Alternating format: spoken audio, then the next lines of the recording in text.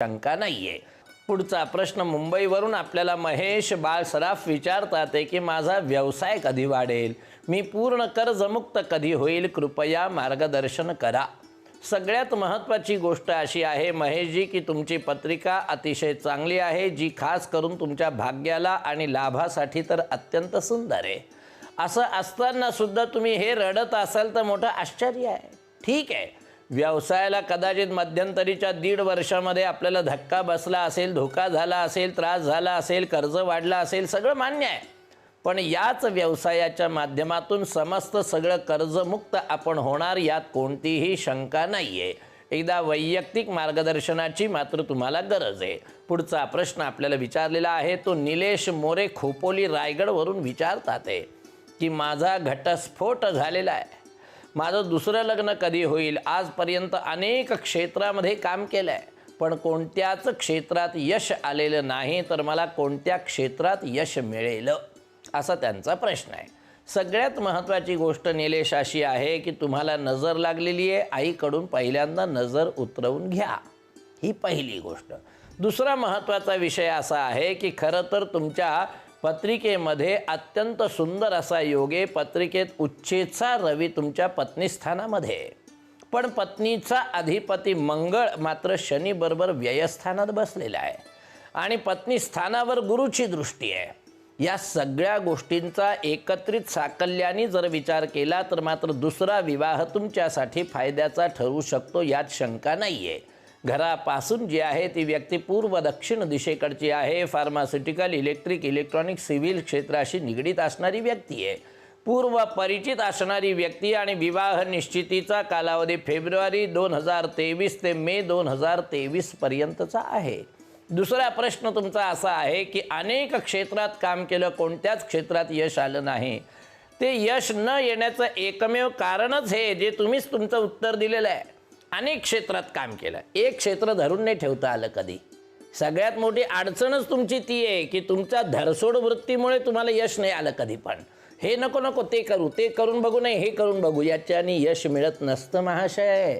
त्याच्यामुळे एक तर एक क्षेत्र धरून ठेवा आणि त्याच क्षेत्रामध्ये आपलं करिअर करा, हे सगळ्यात महत्त्वाचं आहे। कोणत्या क्षेत्रात यश आहे पहिल्यांदा मला तपासावं लागेल तुमची यादी की तुम्ही कोणत्या कोणत्या क्षेत्रात काम केलेलं आहे, त्यानुसार आपल्याला बोलता येईल। पुढचा प्रश्न आपल्याला विचारलेला आहे तो विचारलाय आदिती कोल्हापूर यांनी विचारला इचलकरंजीवरून। काय विचारतात ते आदिती, माझं लग्न कधी होईल, जोडीदार कसा असेल, वैवाहिक जीवन कसं असेल, किती काळजी आहे बघा। आदितीला 20 वर्षाची आहे पण विवाहाची चिंता तिला आत्तापासून भेडसावती आहे आणि ती तिला जी चिंता भेडसावती आहे ती अगदी स्वाभाविक आहे, कारण तिच्या पत्रिकेमध्ये विवाहाच्याच बाबतीत सगळ्यात मोठा घोटाळा आहे। घोटाळा त्याचं कारण असं की पत्रिकेमध्ये पितृदोष आहे आणि पतिस्थानाचा अधिपती गुरुसारखा सर्वोत्तम ग्रह असून सुद्धा तो मृत्यूस्थानात बसला, काय उपयोग झाला। पुढचा प्रश्न आपल्याला विचारलेला आहे तो शुभम पाटील यांनी पुण्यावरून विचारलेला आहे। नोकरी आहे पण पगार कमी आहे, व्यवसाय केला तर यश मिळेल का आणि लग्न कधी होईल। पहा खरं तर का शुभम असं आहे, ही पत्रिकाच मुळात व्यवसायाची आहे, व्यवसायाची। त्यामुळे व्यवसायाव्यतिरिक्त तुम्ही जर विचार करत असाल तर आश्चर्य वाटतं, त्याच्यात यश मिळत नाही, मिळणार नाही आणि म्हणून व्यवसायाचाच विचार करा, हे सगळ्यात महत्त्वाचं आहे। आणि लग्न कधी होईल विचारलं ते तुमच्या मनावर आहे, मनावर, कारण पत्रिकेमध्ये बुध शुक्राचा अन्योन्य योग आहे आणि तो तुमच्या विवाहानंतर तुम्हाला लाभदायक आहे। त्यामुळे विवाहाचा पहिल्यांदा विचार करा, घरापासून पश्चिम उत्तर दिशेकडच्या व्यक्तीबरोबर विवाहाचा योग आहे। व्यक्ती जी आहे ती बँकिंग क्षेत्र, अकाउंट, ऑडिट, कम्प्युटर या अशा क्षेत्राशी निगडीत असलेली व्यक्ती आहे, कदाचित वकील असेल, शिक्षिका असेल, लेक्चरर असेल, असं देखील असण्याचा संभव आहे। विवाह निश्चितीचा जो कालावधी आहे तो डिसेंबर 2022 ते साधारण मे 2023 अशा स्वरूपाचा तो कालावधी आहे। पुढचा प्रश्न आपल्याला विचारला आहे तो पुण्याहूनच आपल्याला मोहिनी देवी विचारतात आहे।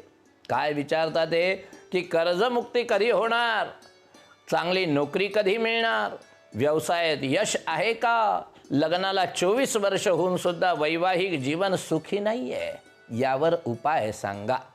मोहिनी देवी, तुम्हाला हात जोडून विनंती, तुम्ही जे जे काही प्रश्न विचारले त्या सगळ्या प्रश्नांची उत्तरं मी देणार, समर्पक रीतीने देणार, मात्र वैयक्तिक मार्गदर्शनाचीच गरज आहे.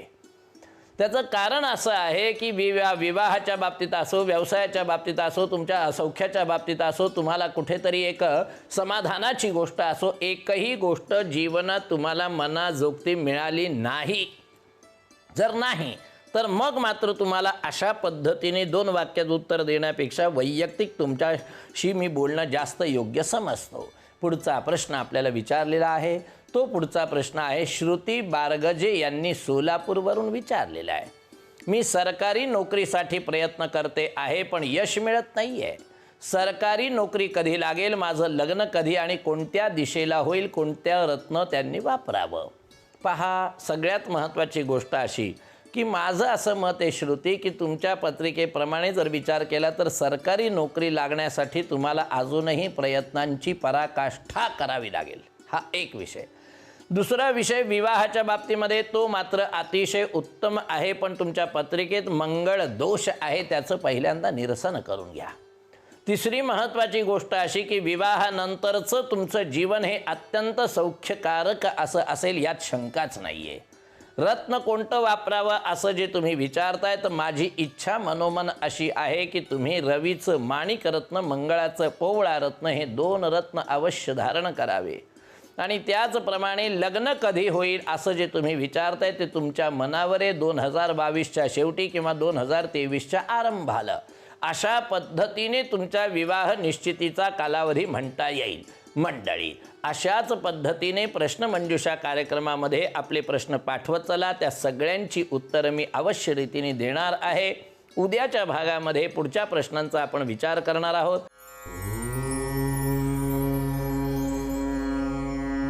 मंडळी नमस्कार, मी पंडित अतुल शास्त्री वगैरे वेद भविष्यामध्ये आपल्या सर्वांचं मनपूर्वक स्वागत करतोय.